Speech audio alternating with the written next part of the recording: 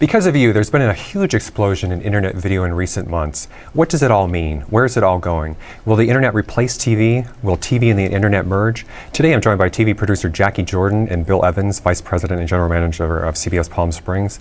They're going to give us their thoughts on the future of TV and the internet. Great to have you both here today. Good to be here. Yes. So I brought my little iPod. I love my iPod. What is this thing and the downloads doing to the TV industry? Well, a recent study just came out. If you asked children, what do they think television is? And they answered, it's the internet, video games, iPods, and television. So the generation underneath us is already seeing and viewing TV content differently than the way we see it in our little four-dimensional TV box. Absolutely. Which in some ways is good, but is there a downside for the TV industry? Bill, for instance, I think the local stations have been concerned, at least initially with the downloads, that you might be shut out. You know, the one thing consistent with all of this is local content. That is what's going to separate the local stations from everything else. And it's that content that is going to make the difference. If you're giving people the content they want to watch, they're going to go find it and watch it. So meaning local news and local sports and that sort of thing? Local news, local sports, local programming, because that's the one thing that separates us from what the networks do, right, or anybody else. Because early on when Apple started downloading, people were thinking, well, no offense, but why do I need CBS Palm Springs if I can just go to iTunes and download my little show onto, for the network stuff at least. Absolutely, So. and local news is one of those reasons. We do 4 hours of local programming every day. And that's a large content provider. Content's going to be the key, no matter how you distribute it. Content's going to be the key. But with the way that digital's going about and with the technology that everybody can have now, because the pricing has come down, so it allows us all to participate in this. We're able to produce things and put it on the internet. Right. Put it now on the local iPod. stations are going online too, right? It's not just the networks. Absolutely. And as a TV producer, what I'd say is that, ultimately we're storytellers. And so we have a whole new audience, a medium to put out content. So it's a really exciting time, the technological boom that, content can get out there in a lot of different ways. And I think for you as a producer, it must be exciting, or at least for independent producers, that it really opens the doors for people outside the industry, for better or worse, depending on your point of view, I suppose, if you are the industry. But it really kind of democratizes the whole thing, where that, anybody with their little mini DV camera can do a video and get it on YouTube and potentially be seen by hundreds of thousands of people, or maybe even millions of people. Well, I think the biggest change that the technology is going to shift the industry. I don't think TV is going to go away at all. Right. But I think the change is that the consumer is going to have the power of choice over content, and it's not just going to be what had been fed to them before. And I think that's going to be where we're going to see the biggest shift. Right. I think one of the biggest things in communication right now that's going on, and if I was a newspaper, I'd be worried, because newspapers are trying to reinvent themselves right now because they're losing the readership, Right. And they're adding video. They're hiring video journalists. Yeah, most of the newspapers now have podcasts, I think, at least audio and perhaps Right. video as well. Yeah. One of the things that I hear a lot is, and you probably have the best answer for this, is about how are you going to monetize the content as it shifts. How do you make money? Exactly. Well, and we've seen that in the internet for a long time. Everybody has great ideas for the internet, and everybody wants to do all these great things. Very few people have figured out how to make dollars with it. Right. They can figure out how to spend it. Yep. It's nice to get some coming the other direction, though. We all know how to spend the money, but it's nice to see it come in for a change. And that's something that I think we're all dealing with. And it's the combination, I think, that's going to work. We use the TV station to drive people to our websites. We use the website to drive people to our TV station. Right. And again, it's the content that is going to make that possible. In a local newscast, we do sound bites, 20-second, 60-second sound bites. On the internet, we could take that sound bite and it could be a 5-minute piece. Right. So the viewer gets the benefit of that from that standpoint. Oh, sorry, you were. I was going to say the point that you made earlier too is that because technology is so accessible and available now, that everybody can participate in the storytelling and the content providing, and then you can get it up on the internet, and you can, every computer you buy comes with an editing system, so there's a lot more participation as well in what's driving content as opposed to, again, just a few people or a few institutions that were driving content. Yeah, and again, I think it's kind of exciting. And sites like YouTube, I think they say is getting 100 million hits a day.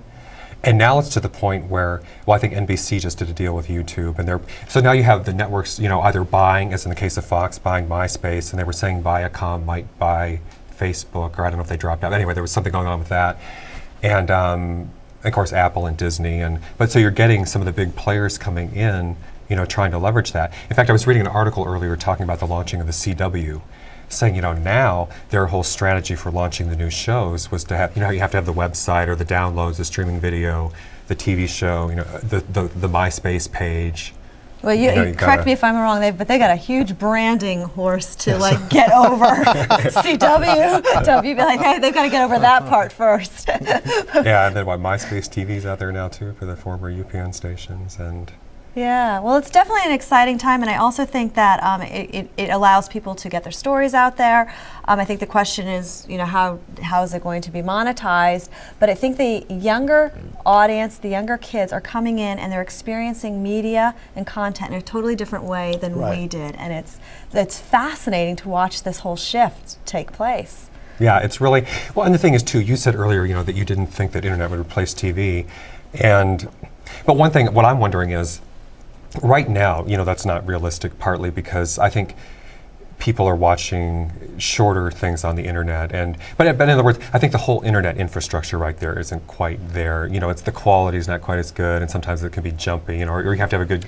And it's also the assumption that everybody has computers. Right. And that's really an elitist assumption still, because not everybody does have computers or is sitting at their computers 9 to 5, Monday through Friday, who can pop on videos. Right. And people who are, who have jobs outside of that, they still go home to get their news. Certainly and their the older information. Generation, is not that savvy yet, or it hasn't taken that on, the majority of those people. So you still think it's aimed at the younger people? Absolutely. Sure, my kids are using tools now that we didn't even know about. It's been a very short time span. It hasn't been like this has taken off in the last 50 years. We're talking the last 5 years. And so what we look at is, where are we going to be in 5 years? Right. And it's wreaking havoc in the movie industry. I mean, if the TV is talking about it, the movie industry, because what happens now is the generation or the younger audience, the demographic that they used to go after for movies is coming out text messaging exactly right away before anybody else does a pre-sale on another ticket, whether the movie's good or not. It's like... Probably got their camcorder and they're recording it too for downloads on the internet. Well, I think everything's instant. Yeah. News is instant.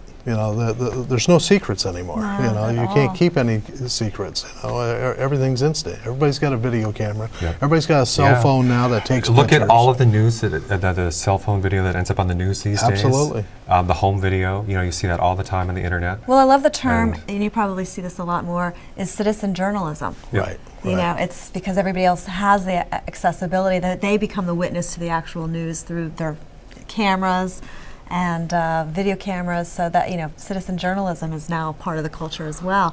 One of the tools that I like as a producer that this technology has shifted for me is the ability to email and send video clips. Oh yeah. I just think that it's instantaneous. You get video, you send it out, it's instant. And TV stations, where we used to have to worry about live shots and everything, that's becoming a wireless. You're going to be able to do that. I think of having to mail VHS things, or if somebody want to see a sample of the show or something, and to be honest, it got to the point where I wouldn't even bother to send them out, But now I just send them a link to Google or something, or a link on my website, and it's so easy to email all of that and just get it out there. But you said something I wanted to comment on, because you said about the younger generation, and I think of course that's true, that it does skew younger, but yet my parents are text messaging me now. For years, I could not get my parents to get voicemails. They would not get voicemail at home, and I'm frustrated. The phone would ring and ring when I come home. Now they're text messaging me. That's impressive. I have to give them credit. So I don't know. I think maybe you're to blame for that. There you go. There you go. Well, I definitely feel like the personal frustration around trying to keep up with the technology. I've got the PDA Trio cell phone that has to connect to the computer, but sometimes PCs don't talk to Macs, and so we're definitely like, it's just a really wild time right now with technology and what it has to offer, but also it can also trip up the process. and they've already gone to the, where your flat screen, your computer screen is your TV.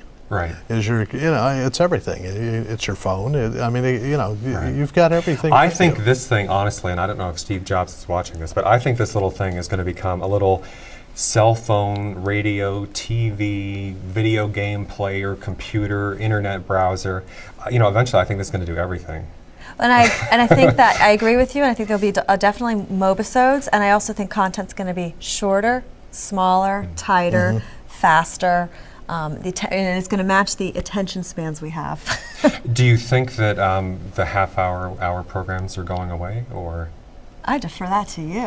I don't think they're going away. I really believe that the competition in network television, or in television, the competition in programming, okay, is so aggressive right now. I mean, we're seeing shows that are so out there, which is great, okay. The networks are kind of still, they have to kind of walk a fine line because they're under the guidelines of the FCC.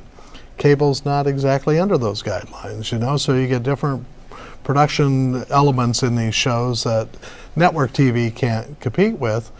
But the audiences are tuning, they're watching cable, they're going to HBO, they're going to Showtime, and they're going there because of the content and the aggressiveness with it. Well, up next, we'll hear more about the future of TV in the internet, but first we'll take a look at some of the highlights from Jacquie Jordan's producing career. We'll be right back.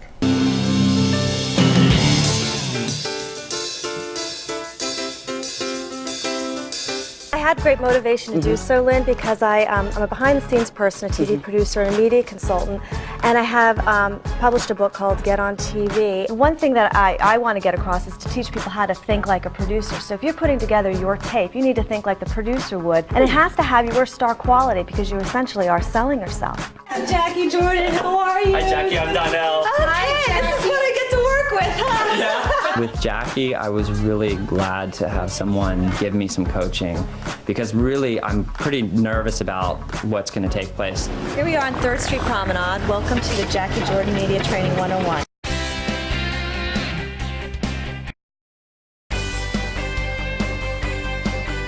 We're back with Bill Evans and Jacquie Jordan today talking about the future of TV and the internet, how this little thing, the iPod, will affect everything. I do want to say, by the way, you can watch the Gregory Mantell show on your iPod, and you definitely should.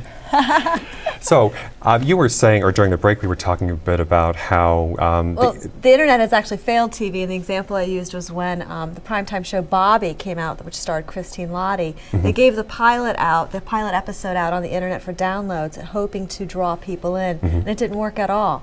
And then the other one is... Well, the CBS Network, when they launched Jericho a week ago, you could go onto yahoo.com and it was right there on the front page, and you could just click on it and watch the actual the premiere show, which I complained about. I mean, I contacted the network and I said, the idea here is we want them watching our station. Right. And they said, well, this is what we're doing to help promote the show. And so, now Jericho did very well the first night out, so I'm not going to complain there. But so again, as I said earlier, the local stations definitely are concerned about whether their viewership is being cannibalized by. But where it does work is in, you have a great clip on David Letterman. That clip gets circulated around the entire internet, and everybody who didn't even watch the show the night before gets to see it. The short stuff. It's a great promotional tool. There's no doubt about that. Like you said, a clip. Where you put the clip up there. I'm not sure.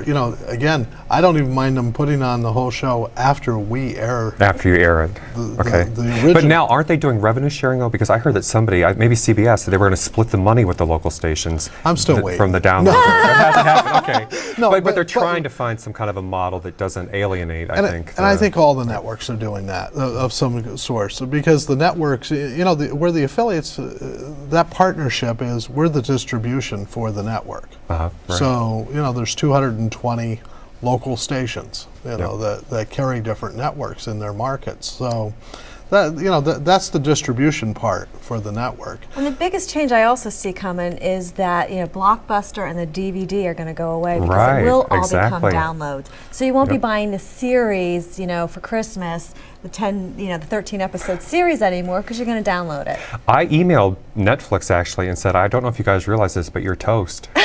I seriously did. I said, if you're not doing online downloads, why do you need a DVD through the mail if you can go to the web and download it? Because that's my grandmother doesn't have the internet yet. She's going to be text messaging you by the end of the show, I'm telling you. So. Well, and then you have video on demand through so many different services, and even local stations are offering video on demand in partnership with their cable distribution or satellite distribution, where they're offering local newscasts on demand whenever the viewer wants to watch it. So how is that going to affect the TV schedule? Because people are used to the idea you turn on the TV, Thursday night at 8 o'clock. Well, Thursday at 4 p.m. and watch the Gregory Mantell show. But TiVo's already changed that. TiVo has already eliminated linear television watching because you just watch your programs and your shows at the time you want it. And the film industry, again, to bring that back up, is also going to be affected by the video on demand because they're going to do simultaneous releases in the theater and then video on demand. And they tried that at one point, with everything, and I think that didn't go so well. Well, I think they're still kind of tapping their toes into it because right now movies are an event. It's an event to get people to go out of their house to pay $10 to go to a ticket. I like going to the movies. Exactly. It's not the same as watching it on TV, although I love TV. But it's an evolution process too. I mean, this is something that in 6 months it'll be different. Right. In 12 months it'll be different, and at 18, so every day this thing develops more and more, and it's just from the imagination. How much will the imagination take us down that road? Because it's going to be a different playing field in 3 years. Well, I'm wondering, going back to the point you said earlier about TV replacing the internet or not, and as I said, the infrastructure's not there right now for the internet, but when it is, you see how things keep getting better. When you can really turn on your computer and see high-def TV, though, I'm really wondering, though, that's going to be a real... And you're bringing up technology. I will tell you, I still think it's about story. Really good content, because, if there's something really as good as on the internet, it gets circulated. It spreads like wildfire. And that's, so to me it's very exciting as a producer that this entire internet thing exists, because if it's good and you put it out there and it's quality, and not just technology clarity, but just good story, it's going to get out there, whether it's talent, ideas, or products. And that's what's really exciting for me as a producer, as a storyteller, and also in the capacity in which I work with promoting, people and their stories. And your shows, by the way, were on Yahoo. Yes. Your talk shows that you produce. Yes. For the 3 years, it ran simultaneously on AMC, and then after the initial run, it ran on Yahoo. And now the Television Academy has now an Emmy category for original content on the internet. So everybody's trying to figure out what this is and what it's going to look like. And you're right, it's going to take a couple of years to figure out what does it mean, how to capitalize on it. But we're opening up Emmy categories for that. Right. Well, I love that. And when you were saying, though, about the content again, though, that is interesting. I think you have seen some backpedaling in a way that Google and Yahoo now have kind of, Google, I think I read in the paper the other day, somebody said, we're going to leave that to the experts. We're not really content creators. We're a distribution mechanism, but we're not, or even Yahoo, I think, has kind of backed off a little bit. Maybe they're distributing other programs, but they're not creating quite as much. Because I don't quite believe, I believe that that's what they are today. That's not where they were a couple months ago, and I believe that they'll be changing their tune again, because it is about content and quality and story, and yes, they do distribute. Who doesn't live off of Google to begin with? But and if they pull back, I still think that they will end up. Well, to be honest, I hate to say it, but if they do, I think they're kind of dumb, or they're missing an opportunity. Because do they realize? Really, what they? I've always said, Google could be the next ABC, NBC, or CBS if they really put their heart into it. You know what I mean? Because they've got a worldwide audience. And when the infrastructure is there, they've got the distribution. Right, the distribution. And they don't have the content. And that's the key to the content. It goes hand in hand. You got to develop the content, and it's got to be content people want to see. But then you have to be able to put it out there. Right. And all this technology is making it easier to put it out there, and I agree. I think it's totally about content. If we have content that no one wants to watch, it's not going to matter how we distribute it. Right. Well, I'm curious, again, since you have so many people at home creating stuff now, it's interesting that a lot of times, well, we know what's out there, everything, and some of it, you know, you'd never see on mainstream television.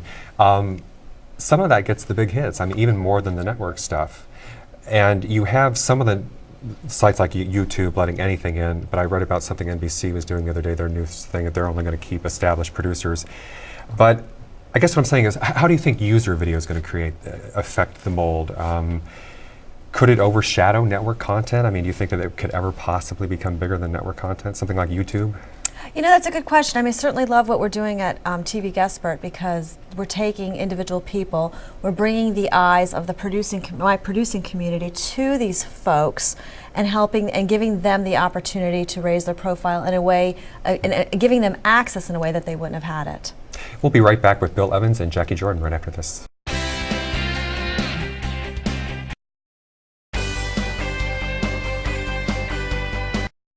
We're back with Jacquie Jordan and Bill Evans today talking about the future of TV and the internet.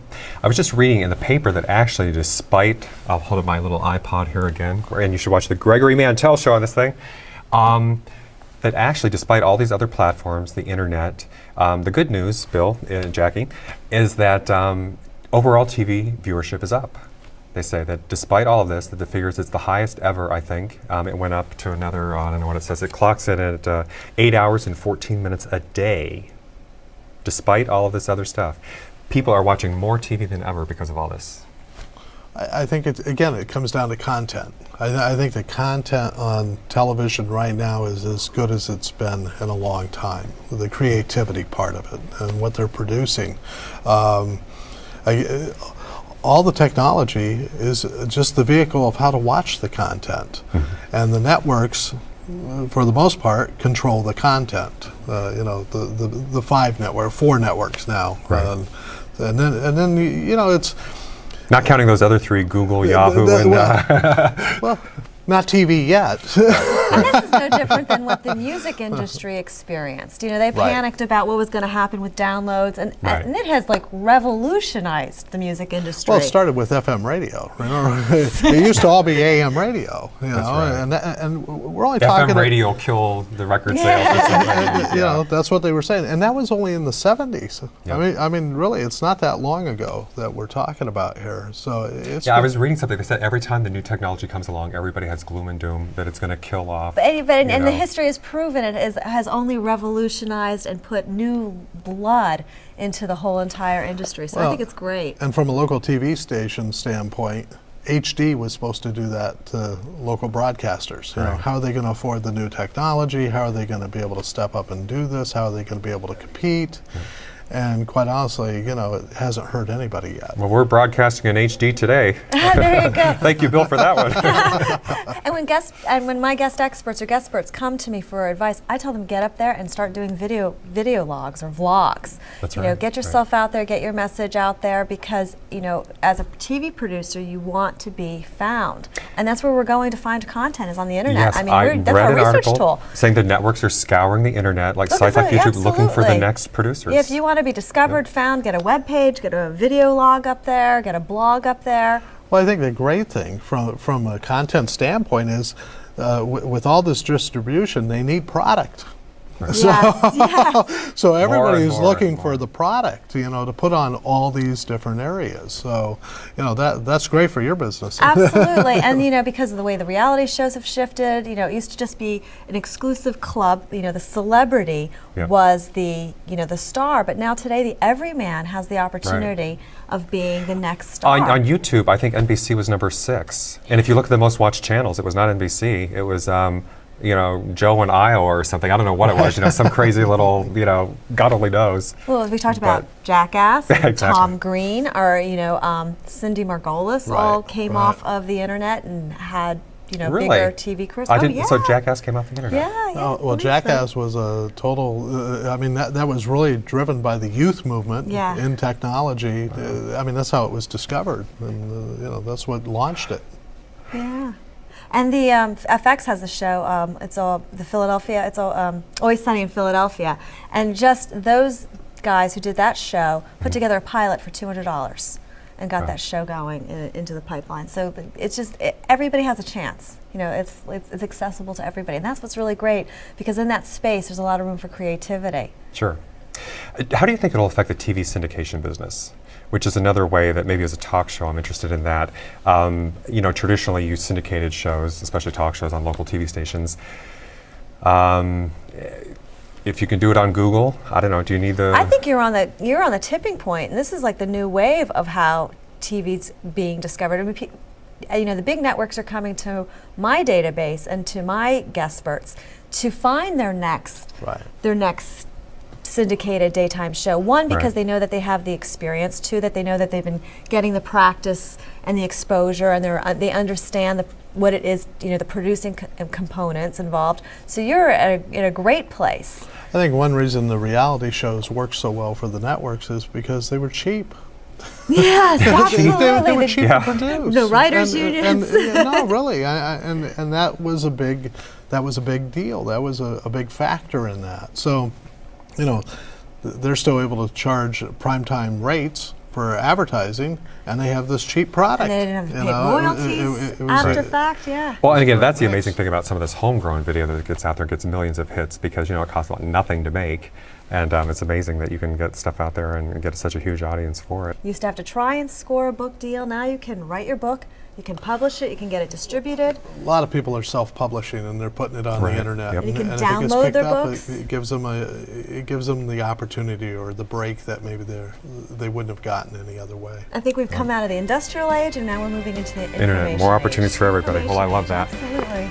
Well, it'll be interesting to see how this all plays out on your iPods. Remember to download the Gregory Mantell Show. Thank Google, right? Yes, absolutely, on Google Video as well. YouTube and MySpace, we're all over the place out there. Thank you both very much for being here today. Jacquie Jordan, Bill Evans. Thank you. Jackie's book is Get on TV, and Bill is Vice President General Manager at CBS Palm Springs. Thanks everybody for watching. We'll see you next time.